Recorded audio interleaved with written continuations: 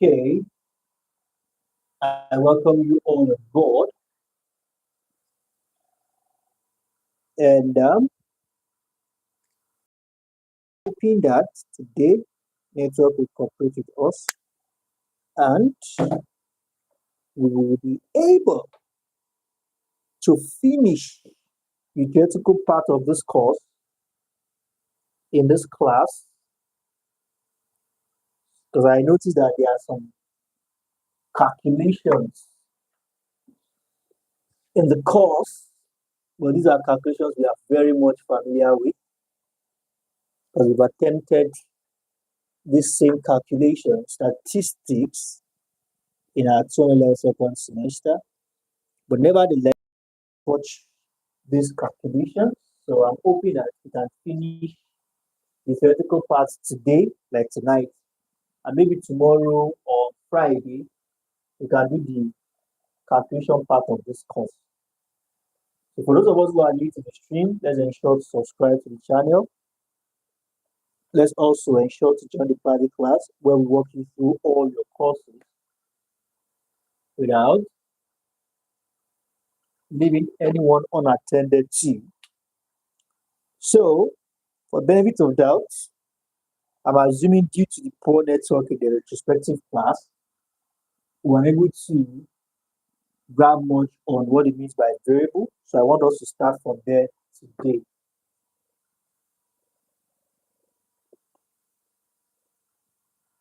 So when we say variable, what are we talking about? Okay, variable is something that can change. All right? Something that can change. All right? According to Asika is of the opinion that when we speak of variable, we are simply referring to a construct or a concept to which numerical values can be assigned.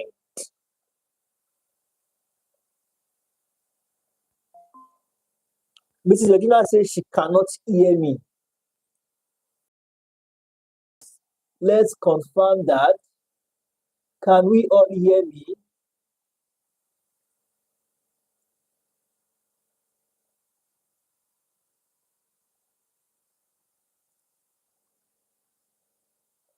Please let me know in the comment section.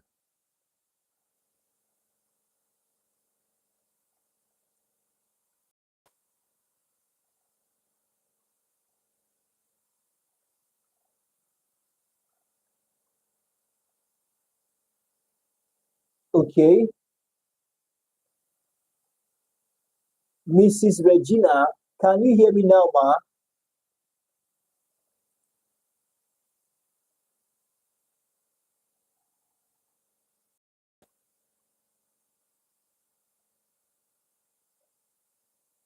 Please, I think it's from your end, because I can see one or two persons attesting to the fact that we can hear me clearly.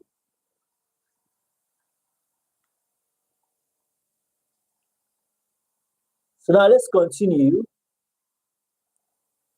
Asika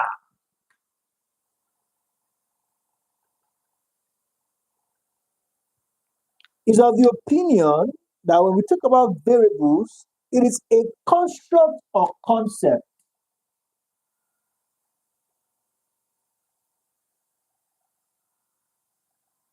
All right, that you can attach or assign numerical values to. It doesn't end there. Newman also contributed. According to Newman is of the opinion that variables take two or more values. All right? When you talk about two or more values, then you are referring to variables, according to Newman. Now, Brayman, in his opinion, listed the characteristics. What are the behavior that amount to the characteristics of a variable? Breman says variables are periodic. They come in certain pattern. They have certain details and they have latency. All right? There is time between measuring dependent and independent variable. This is according to Breman. All right?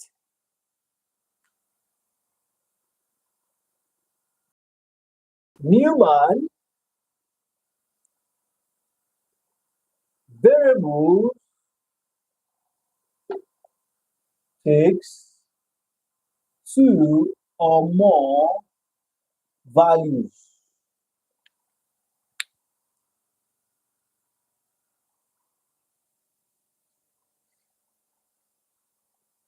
So, what are the importance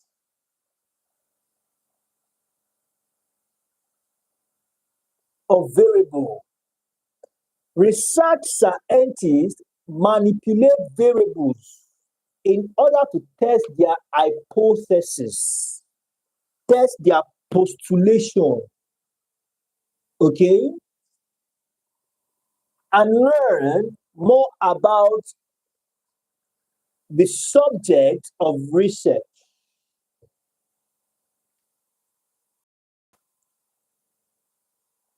So, like we said, there are certain types of variables. All right. To start with, we have the dependent and independent variable. All right. The dependent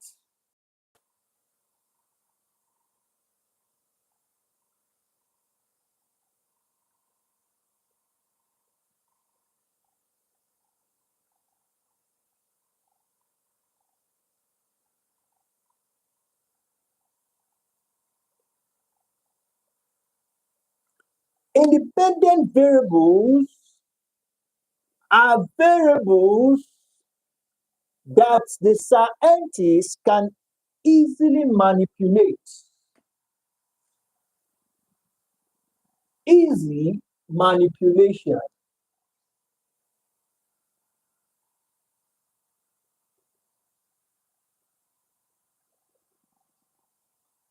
And for the independent variable, all right, it is of it is on the receiving end of what we refer to as cause. Cause.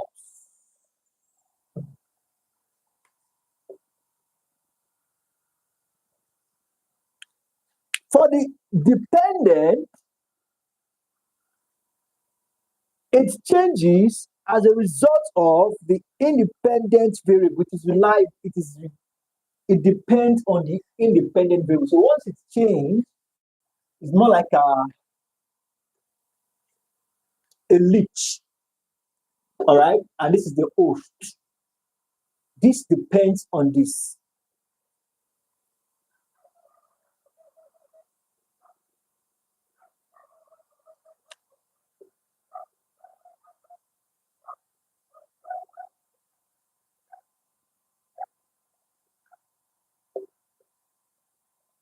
So now, this is more of effect.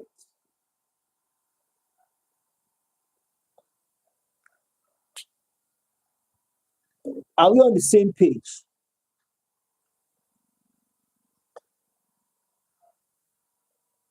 Now, let's take a step further. We have other types of variables, but let's just head straight for predictive statistics.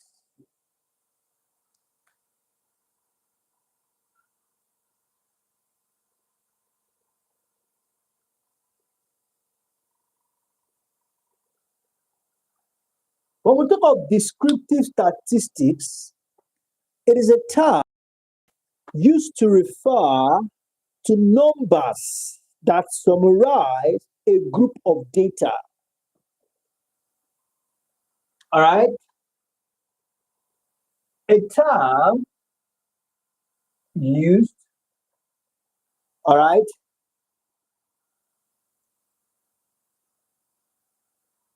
numbers that summarizes,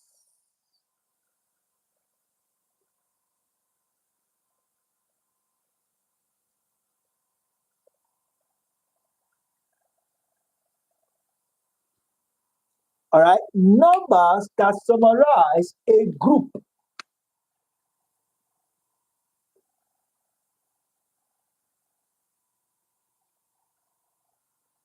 Meaning that this statistics is intentional about summarizing a group of data.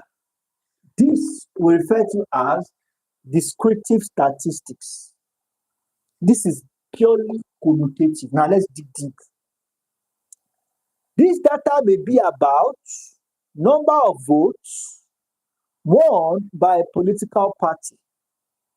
And considering this, we have different polling booths, all right, different voters. And this, each vote from each booth must be collated, all right, to have the total vote acquired by a political party. You can imagine the detail in that. All right, you can imagine it in that. So,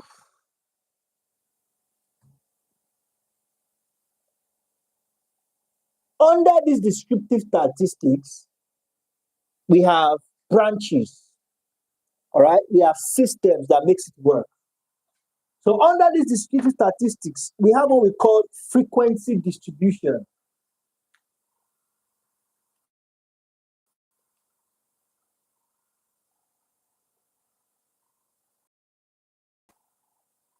Frequency distribution.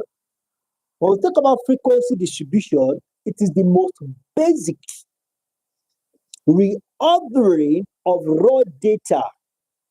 And why do you do this? To facilitate on the most basic, all right, reordering.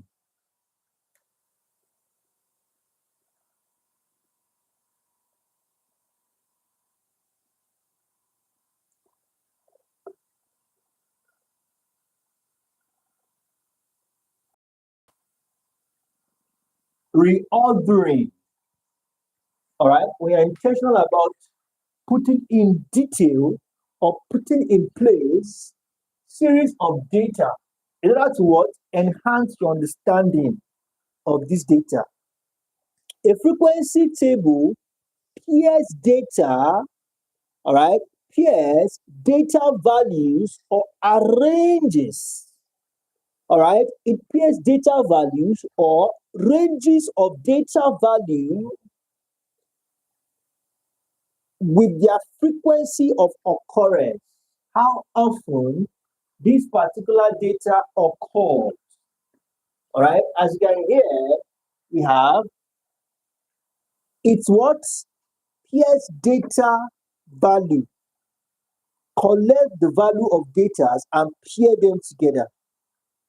When summarizing the large masses of raw data, it is often useful, all right, to classify the data, definitely.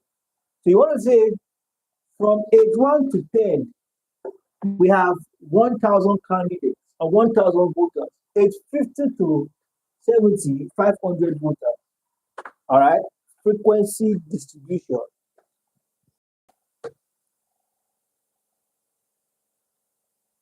So we have a class.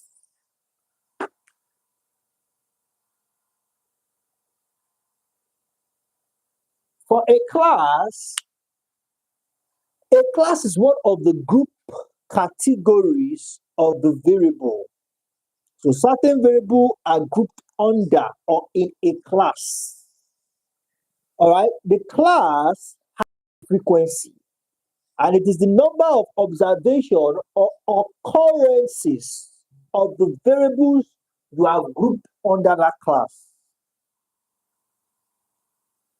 All right.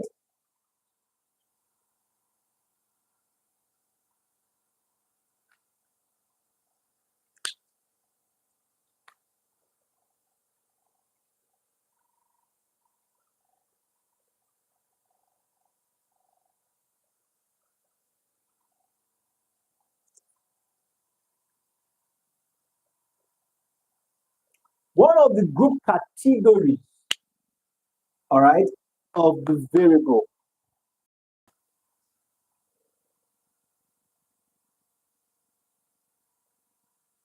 So we have data stat.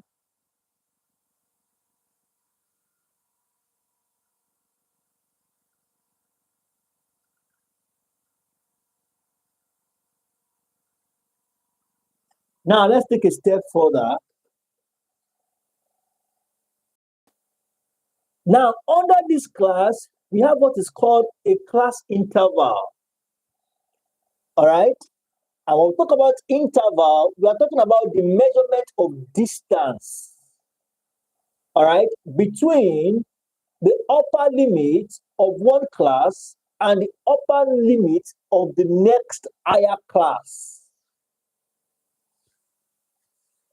Are we together? And after class interval, we also have class boundaries. All these things we've attended to before now. So let's just take our time to go through them again. Then a class boundary is of the opinion that I am interested in the lowest and the highest value that falls within the class. The lowest and the highest value that falls within a class. Class interval is of the opinion that I am interested in the distance between the upper limit of one class and the upper limit of the next higher class. Then the class boundary is of the opinion I am interested in the lowest and the highest value that falls within the class.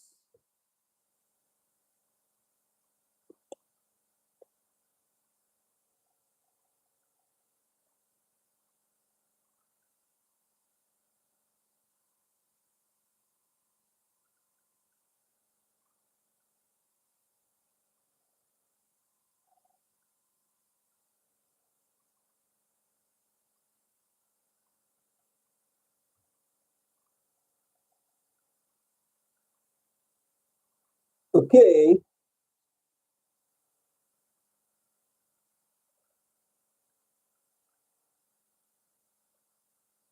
We have the median.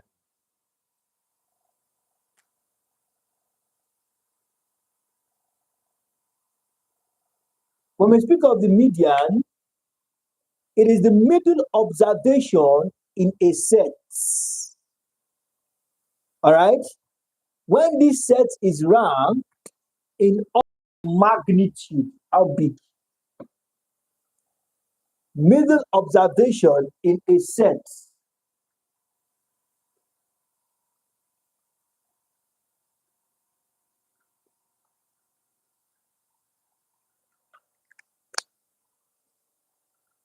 Okay.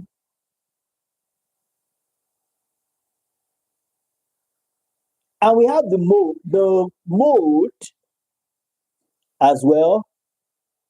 The mode is the value that occurs most frequently.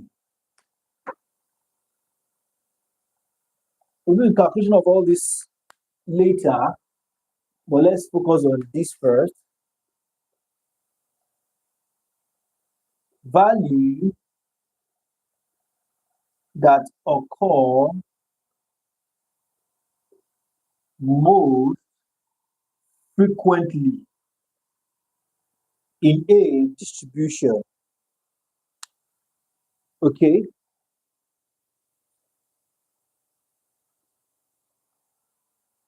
Now we have that as that. So all of these are under descriptive statistics. okay, are under descriptive statistics. So now let's talk about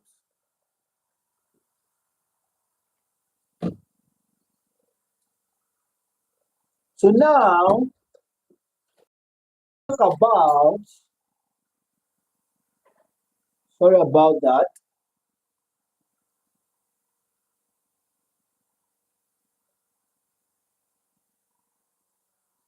Measure of dispersion. Measure of dispersion.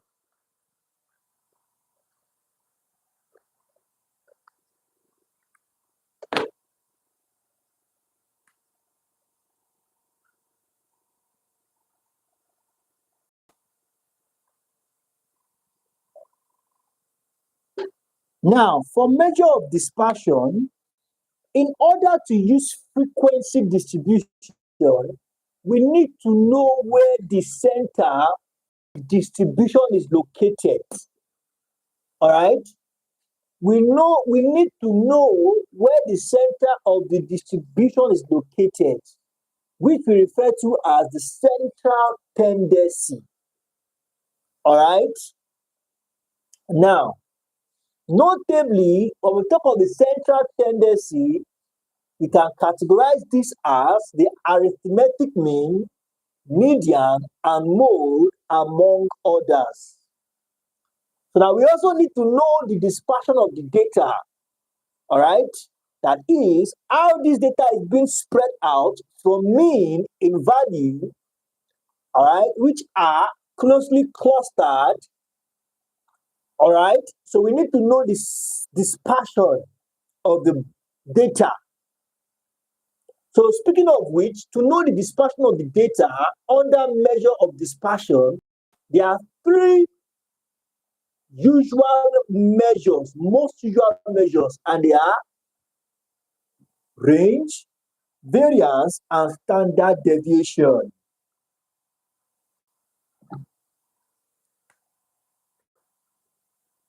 Range, variance, and standard deviation. Are we together?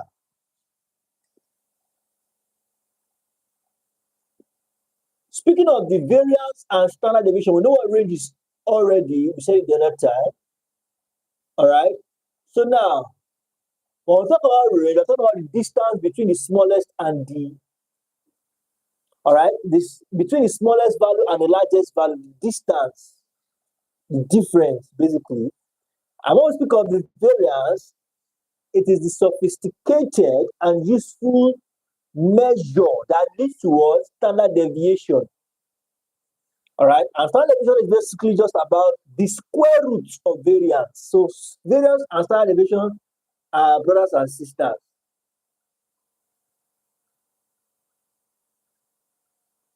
So now there's something called statistical inference.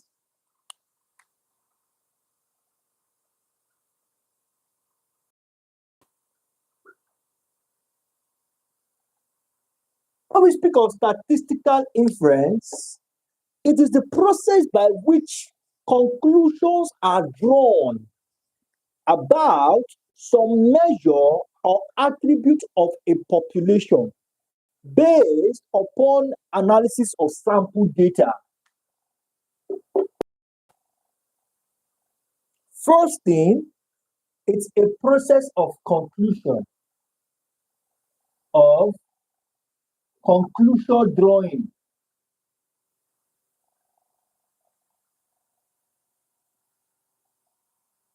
What conclusion are you trying to draw? Conclusion about measure or attribute of population. Measure of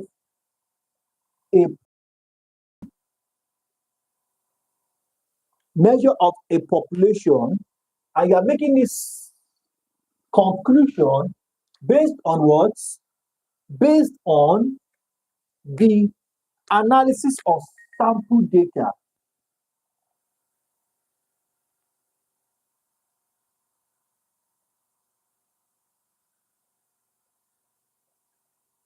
analysis of sample data.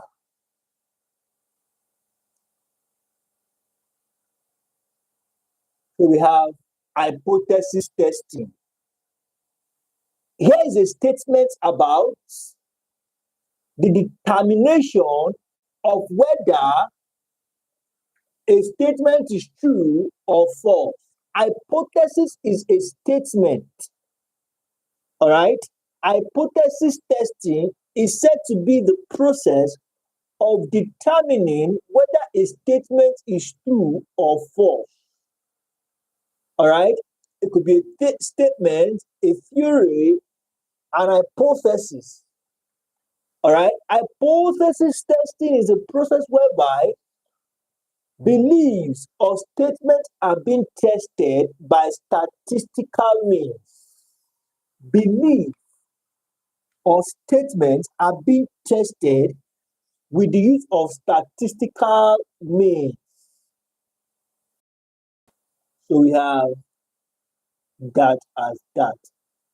I think here is what we call it a wrap for tonight. But just before we call it a wrap, you need to understand that